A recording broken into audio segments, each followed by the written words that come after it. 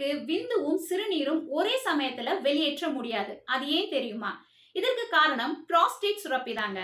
Prostate சுரப்பி அப்படின்றது சிறுநீர் பைக்கு கீழே சிறுநீர் வரக்கூடிய பாதை, யுரித்ராவை சுற்றி இருக்கக்கூடிய ஒரு சிறிய சுரப்பி. இந்த சிறுநீர் பைக்கு கீழே உள்ள இந்த பகுதியில ரவுண்டா ரிங் மாதிரி இருக்கக்கூடிய ஸ்மூத் மசில் தசைகள் இருக்கு. இதனுடைய பெயர் இன்டர்னல் யூரித்ரல் ஸ்பிங்க்டர். இந்த வால்வ் புரோஸ்டேட் சுரப்பியுடைய தசைகளோட கனெக்ட் ஆகி இருக்கும்.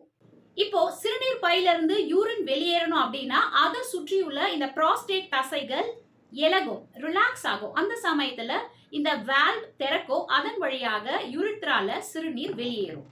அதுவே விந்து வெளியேறணும் அப்படின்னா இந்த புரோஸ்டேட் சுரப்பில இருக்கக்கூடிய தசைகள் வேகமா கான்ட்ராக்ஷன் சுருங்கும். அந்த சமயத்துல இந்த இன்டர்னல் ஸ்பிங்க்டர் தசைகள் மூடிக்கும். அதன் வழியா சிறுநீர் வெளியே வராது. வெறும் விந்து மட்டும் தான் அந்த யூரித்ரா பாதை வழியாக வெளியேறும்.